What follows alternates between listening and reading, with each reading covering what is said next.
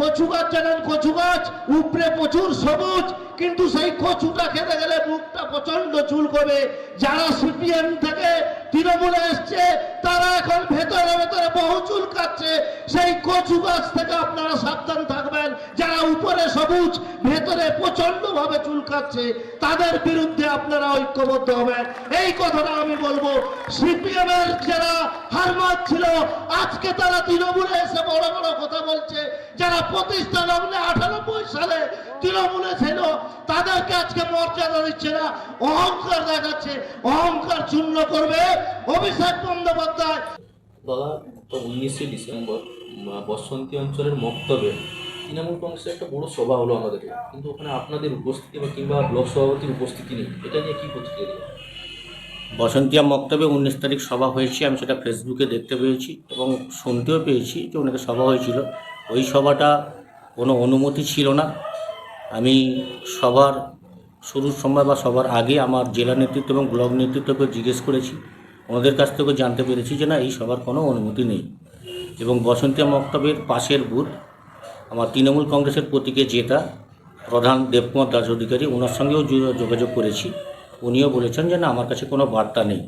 তাই ওই সভায় আমি আমন্ত্রণও পাইনি, আর ওই সভার যাওয়ার ইচ্ছে প্রকাশও আমার নেই।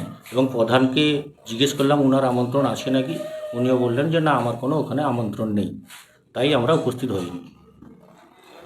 ওই সভায় চালতি অঞ্চলের প্রাক্তন প্রধান তপন সামন্ত উনি বক্তব্যে বললেন যে সিপিএম থেকে যারা নাকি তৃণমূল এসছে তারা চুল করছে, এইটা নিয়ে কি প্রতিক্রিয়া দেবেন? আমি বলবো উনি বিভাজনের বার্তা দিচ্ছেন। তো উনি সিনিয়র নেতৃত্ব, বয়স্ক নেতৃত্ব, ওনার কাছে করজোড়ে অনুরোধ করব, আপনি বিভাজন সৃষ্টি করবেন না। আসুন আমরা সংঘবদ্ধভাবে বিজেপির বিরুদ্ধে 26শে বিধানসভায় বিজেপিকে পরাস্ত করার জন্য আমরা সংঘবদ্ধভাবে লড়াই করি।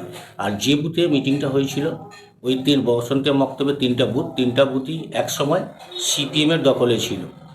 তাই ওই বুথ থেকে প্রত্যেক কর্মীদের কাছে আবেদন, আপনারা প্রত্যেকে তৃণমূল দলে যোগদান করুন। বেশি সংখ্যক কর্মী তৃণমূলে যোগদান করেছে।